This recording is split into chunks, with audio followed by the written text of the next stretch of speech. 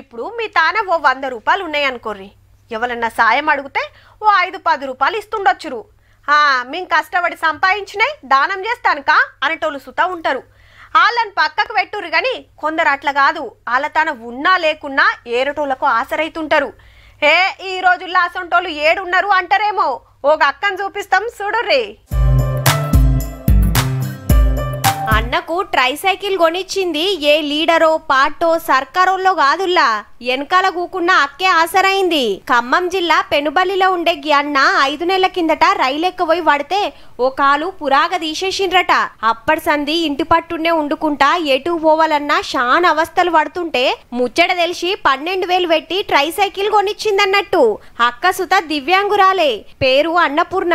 వాళ్ళ బాధలు ఎట్లుంటాయో ఎరుకున్నది కాబట్టి ఇట్లా ఆసరైంది.